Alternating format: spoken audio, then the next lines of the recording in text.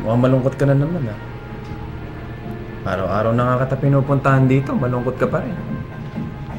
Ayaw mo ba sa akin? Pasensya ka na, Nelson, ah. Alam mo naman na hanggang dito lang ako eh. Hindi ko kaya yung ginagawa ng mga ibang babae dito. Alam ko naman yun eh. Pero hindi naman yun ang ibig kong sabihin. Hindi. Nelson, wala naman akong problema sa'yo. Swerte nga ako dahil palagi mo akong nire-request. Laki-laki mo pa mag-tip. Ang laki na nga nang nag-asos ko sa'yo rito eh. Pagkatapos hindi ka pa rin masaya. Ano ba talagang problema? Nelson, ayoko dito. Wala lang akong magawa dahil wala akong pagkukunan ng pera namin para sa akin ang anak ko. Ba't di ka na lang sumama sa akin? Sumama saan?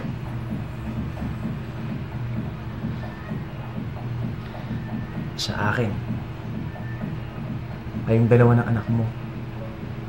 Akong bahala sa inyo. Bubuhayin ko kayo. Totoo ba sinasabi mo? Tatanggapin mo kahit dito lang ako nang galing? Hindi lang kita tinatanggap. Minamahal pa kita, Olivia.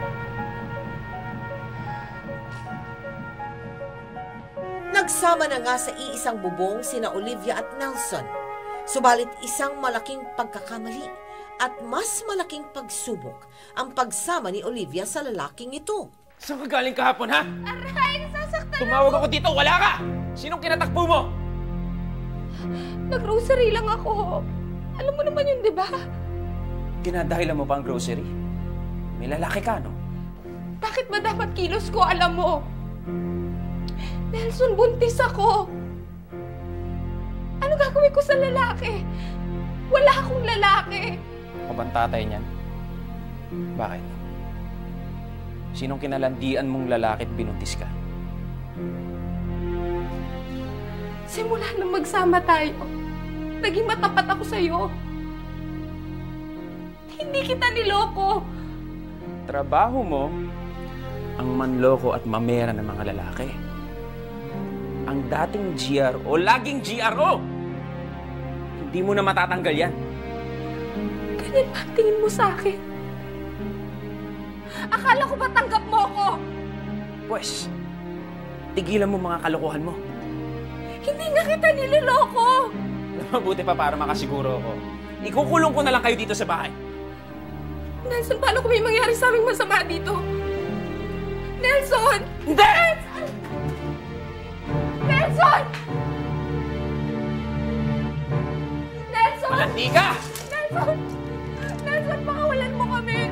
Huwag mo naman kami iwan dito ng anak ko! Mabulo kayo dyan! Nelson, nagmamakaw! Mabulo kayo dyan!